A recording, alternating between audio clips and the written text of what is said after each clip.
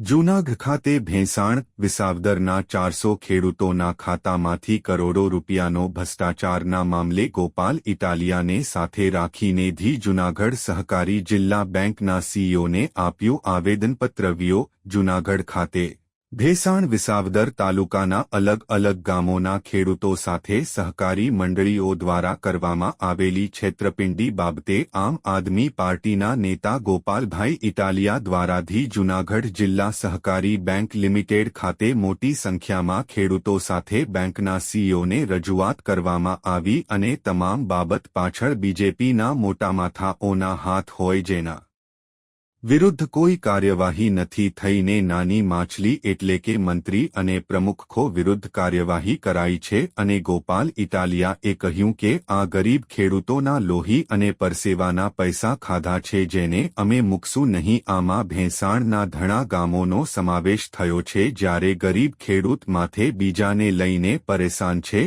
અને બેંકોના મંત્રી અને પ્રમુખો જામીન ઉપર છૂટીને મોજ કરે છે તો હવે જોવું રહ્યું કે શું પગલાં લેવાય છે।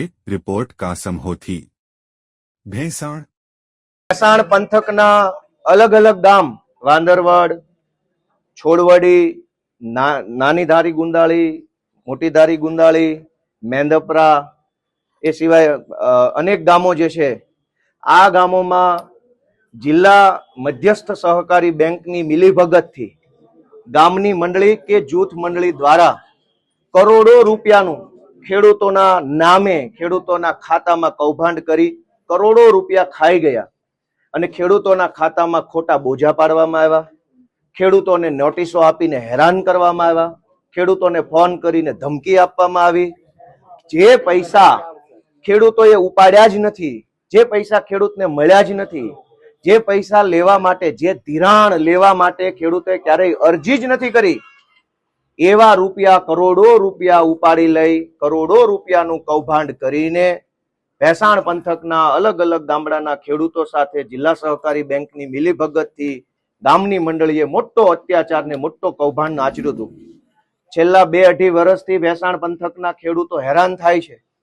અનેક ખેડૂતોને વારસાઈ થતી નથી, અનેક ખેડૂતોને ભાઈઓ ભાગ પડતો નથી, અનેક ખેડૂતોને ધિરાણ મળતું બંધ થઈ ગયું છે અને ઉપરથી દમદાટી ચાલુ છે।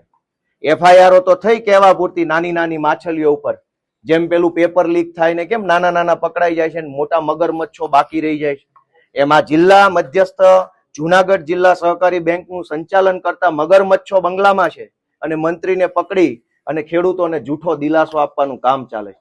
કેમ ભાઈ મોટા મગરમચ્છો ડિરેક્ટરો ચેરમેનોની ધરપકડ ન થઈ?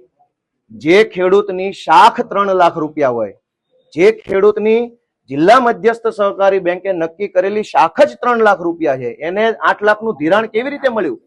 એ ધિરાણ આપવામાં જિલ્લા મધ્યસ્થ સહકારી બેંકના કર્મચારીઓ, ડિરેક્ટરો એ બધાની શું ભૂમિકા રહી? મોટા માછલાને તારવી લીધા, મંત્રી ઉપર એફઆઈઆરો કરી, પણ એમાં ખેડૂતને શું ન્યાય મળ્યો? ખેડૂતના ખાતામાં તો આજે બોજો છે, ખેડૂત પાસે તો આજે ઉઘરાણાની નોટિસ ચાલુ છે, ખેડૂતને તો આજે તે ધિરાણ મળતું બંધ થઈ ગયું। એફઆઈઆર થઈ કે ન થઈ પણ ખેડૂતનું શું? ખેડૂતને તો કોઈ ફાયદો ન થયો। તો આજે ભેંસાણ પંથકના તમામ ગામના તમામ ખેડૂતો સાથે રહીને ખેડૂતોના વકીલ તરીકે અમે આજે જૂનાગઢ જિલ્લા મધ્યસ્થ સહકારી બેંકની અંદર રજૂઆત કરી છે। અહીંયા જે સીઈઓ સાહેબ હતા એમણે અમારી વિસ્તૃત રજૂઆત સાંભળી છે અને અમને એને સરકારી જવાબ જે આવતો હોય એ રીતની બાંહેધરી આપી છે। અડધો આરોપ રજિસ્ટ્રાર ઉપર નાખ્યો છે કે રજિસ્ટ્રાર આની અંદર સામેલ છે ને એ કાર્યવાહી કરશે, કંઈક ખર્ચા અધિકારી ઉપર આરોપ નાખ્યો છે। તો આ રીતે આજની રજૂઆત થઈ છે।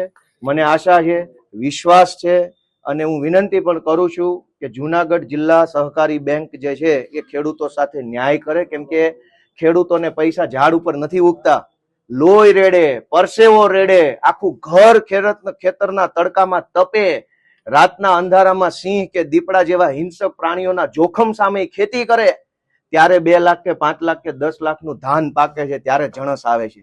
મફત પૈસા નથી આવતા। બેંકમાં બેઠેલા સાહેબોનો પગાર મફત આવતો છે, ખેડૂતના પૈસા મફત નથી। તો હું આશા રાખું છું, વિનંતી કરું છું કે ખેડૂતો સાથે વહેલી તકે ન્યાય થશે અને ખેડૂતોને જે કાંઈ ખોટી રીતે એમની સાથે જે પૈસાનું કૌભાંડ થયું છે એમાં વહેલી તકે એમને કાર્યવાહી કરી ન્યાય આપવામાં આવે।